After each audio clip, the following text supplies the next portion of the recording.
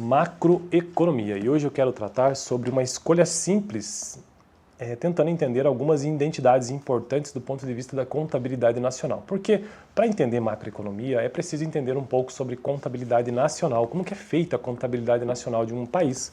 E o livro texto básico que eu escolhi sobre macroeconomia é esse aqui, ó, que está me ajudando, né, na construção de forma bem introdutória sobre macroeconomia, que, juntamente com microeconomia, faz parte, né, das duas principais áreas da economia. A microeconomia se preocupa em entender as relações entre pessoas, famílias e empresas, ou seja, a aplicação prática mesmo da microeconomia, ou seja, da economia na vida das pessoas, das empresas e das famílias.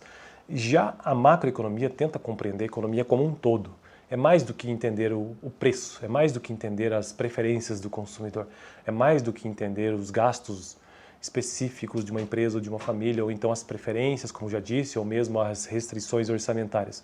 Não, procura entender em identidades macroeconômicas, procura entender demanda agregada, oferta agregada, taxas de juros ou taxa de juros, PIB, né, renda nacional, enfim, coisas que envolvem a economia como um todo.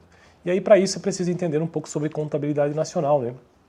E aí você precisa entender que a contabilidade nacional começa o seu entendimento a partir do que seja, de fato, alguns índices de preço, como eu já tratei aqui no canal. Por exemplo, o deflator do PNB, índice de preço, os índices de preço ao consumidor, o que são os componentes da demanda, como consumo, governo, investimento, exportações líquidas e vendas finais. E aí estou no tópico sobre algumas identidades importantes para se compreender a macroeconomia. Então, numa economia simples, o texto diz o seguinte deste livro que estou usando. Indicamos o valor da produção na nossa economia simples, que não inclui nem o governo e nem o comércio internacional. Então, para começar a entender macroeconomia, numa economia simples, não se inclui na equação governo e economia internacional, ou seja, exportação e importação. Não inclui nem o governo e nem o comércio internacional, por Y. O consumo é indicado por C e os gastos com investimentos por I. A primeira identidade-chave está entre a produção produzida e a produção vendida, então aquilo que é feito e aquilo que é vendido. A produção vendida pode ser escrita em termos de componentes de demanda. A produção vendida pode ser escrita em termos de componentes de demanda como soma de consumo e dos gastos com o investimento. Lembre-se, havíamos assumido os setores externo e o governo como estando fora dessa colocação.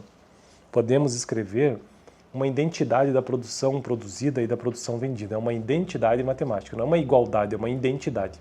Assemelha-se. Portanto, Y, que é o valor da produção da economia, que não está incluído, não inclui governo e nem compras internacionais ou comércio internacional. Então, é o valor da produção, exceto governo e exportação e importação.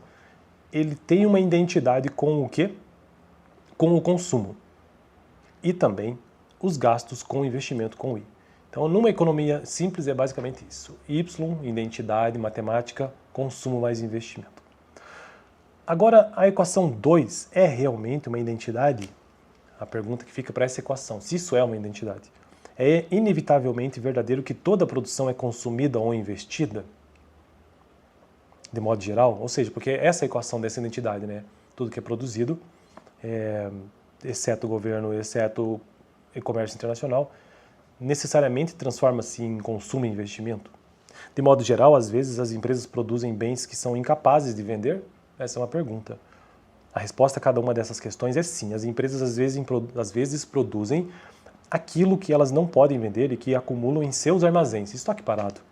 Entretanto, contamos a acumulação de estoques como parte do investimento, como se as empresas vendessem os bens a elas mesmas para adicionarem aos seus estoques. E, portanto, toda a produção é consumida ou é investida. Então, é uma identidade verdadeira.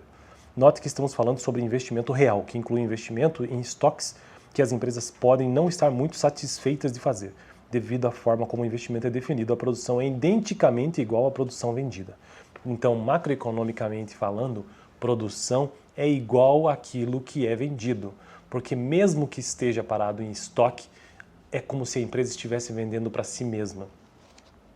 Bom, o próximo passo é alinhar a relação entre poupança e consumo e PNB, mas deixarei isso para um próximo vídeo. Hoje deu para entender que existe uma identidade de produção produzida e produção vendida, que são sempre uma identidade matemática. Y, identidade matemática consumo mais investimento. beleza?